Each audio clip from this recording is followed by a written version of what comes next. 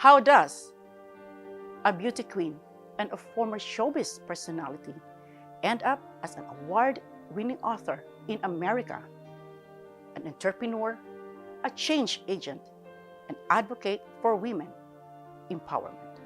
Those questions will be answered with our guest today, Liza Gino. But before we will proceed, I want to remind the viewers to click on the subscribe button and click on the bell button so you will get notification every time a new video is released by Global Inspiration.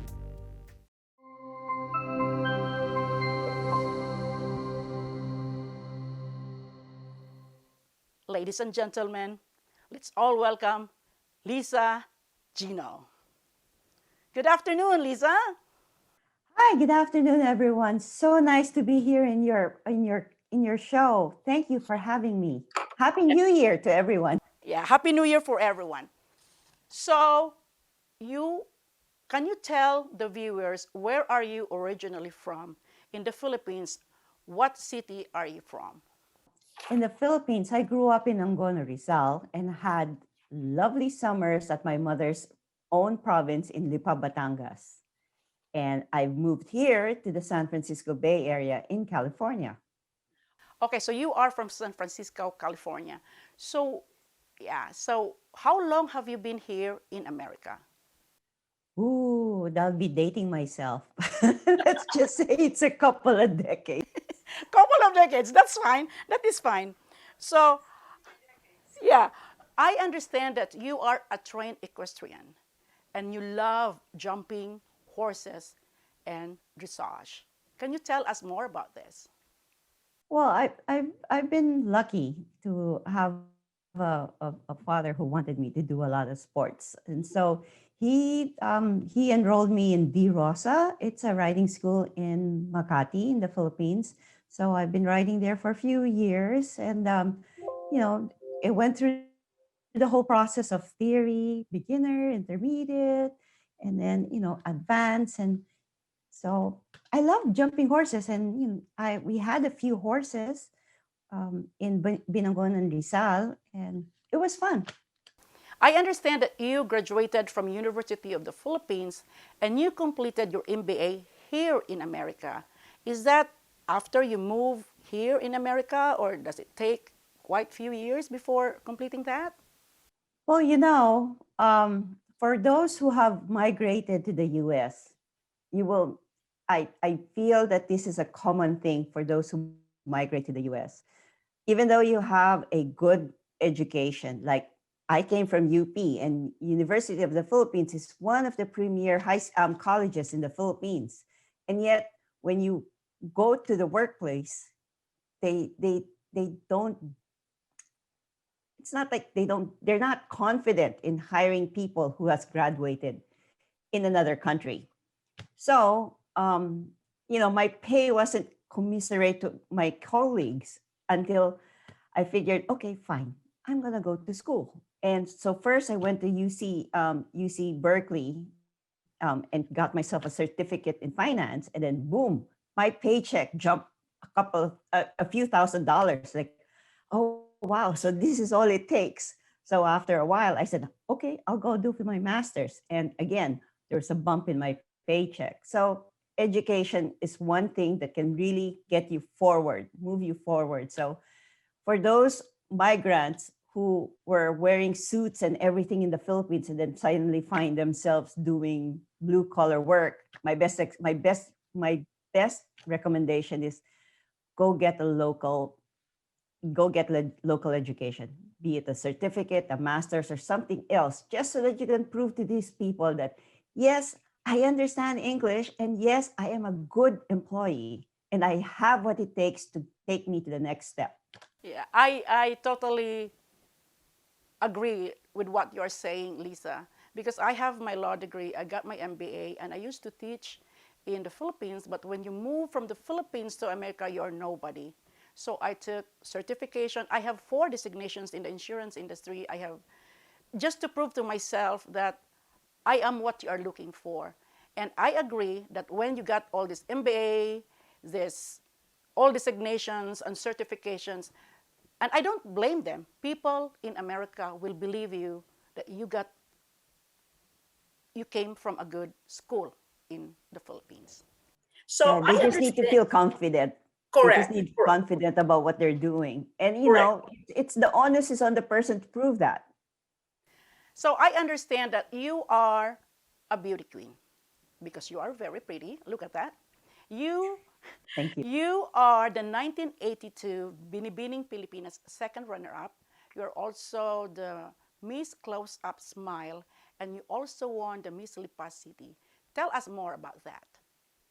Well, I joined the beauty contest. I'm not one of those career beauty queens who started training to be a beauty queen for like since they were really young. It's just so happened that I wanted to win some money for my grandmother, and a friend of mine suggested, "Oh, join Bini Bini," and then she put me through Rene Salud. Mama Rene took me in, dressed me up and everything. And I even went, I even went to church and I made a wish. I said, please, please, please let me just, I don't care about the crown. Just let me win this, this amount. And lo and behold, miracles do happen. I won 2 awards, and the cash prize of that award was exactly what I prayed for. So miracles do happen. And there you go. So you won the Miss Close-Up Smile, and I understand you been to a lot of TV shows, and in fact, you co-hosted a TV show. Can you tell us more about that? Yes, as part of winning Miss Close Up Smile, Close Up is a name brand toothpaste in the Philippines. So I am their spokesperson for a whole year.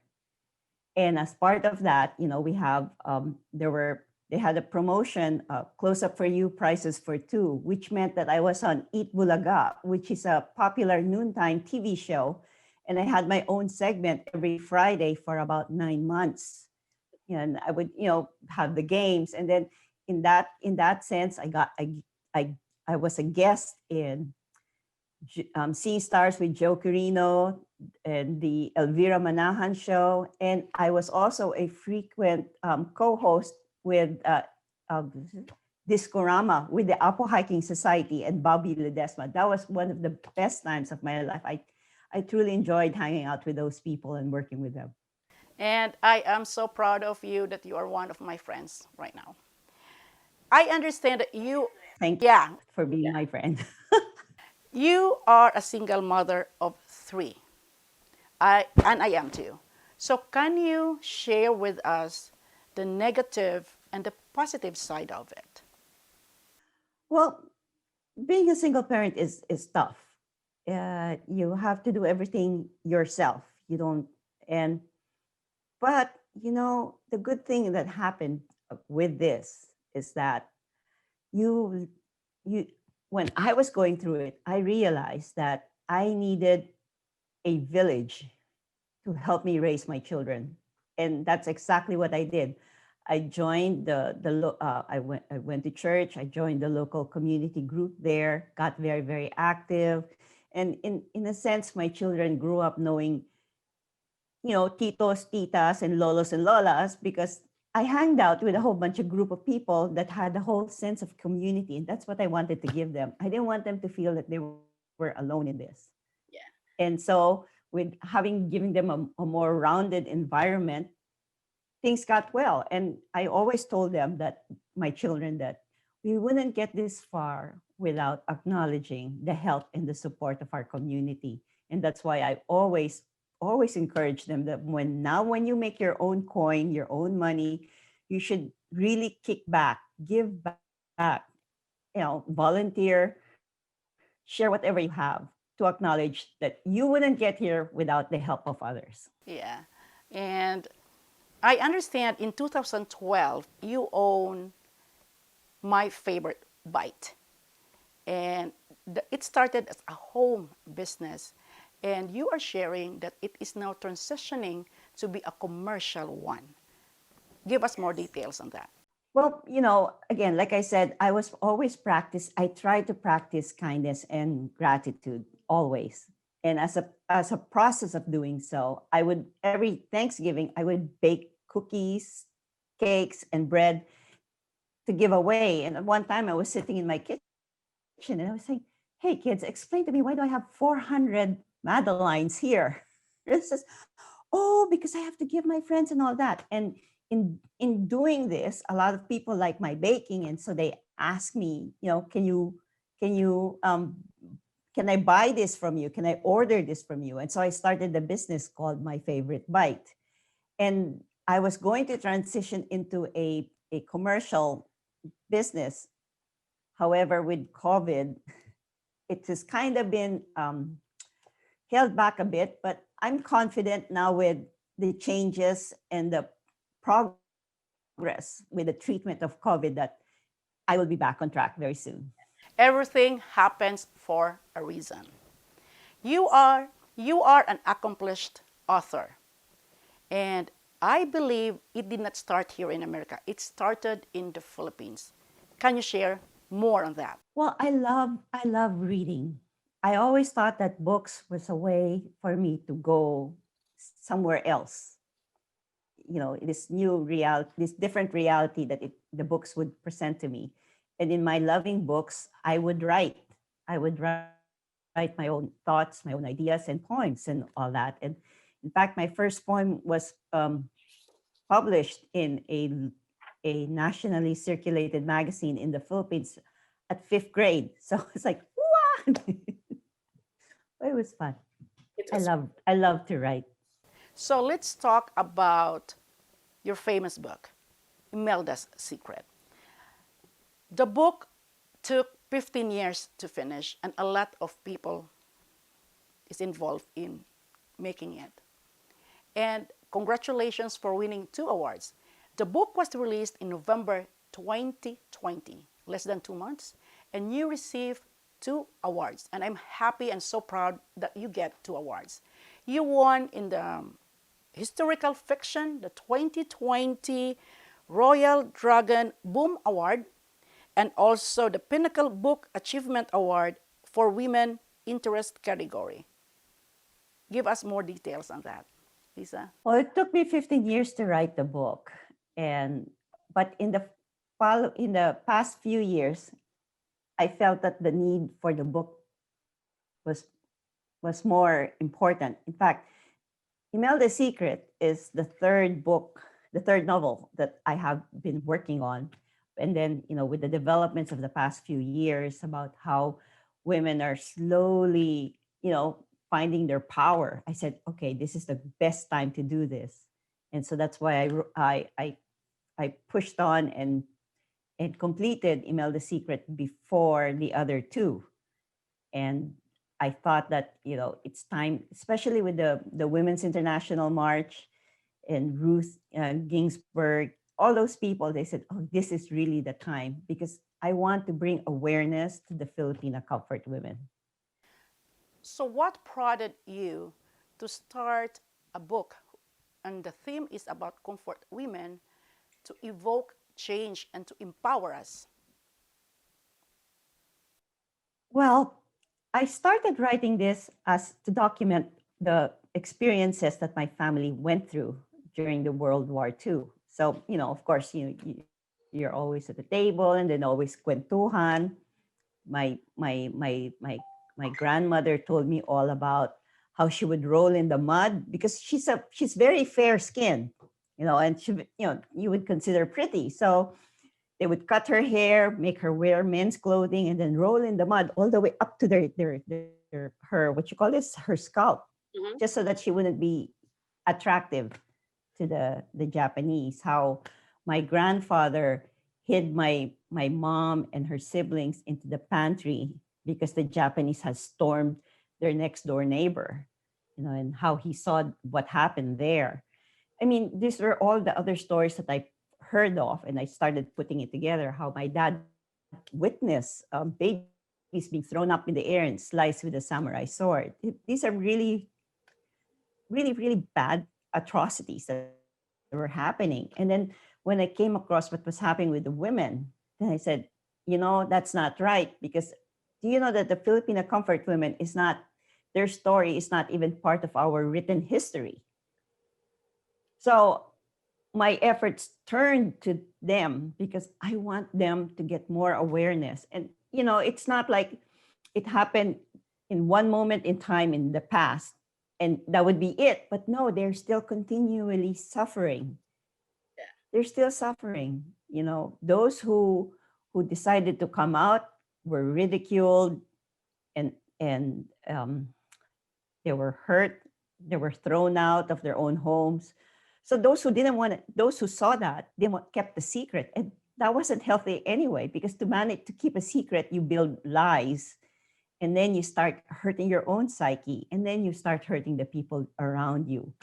So I wanted to give these women a face, a voice. And I was hoping we could start the movement to help them because they never got the reparations.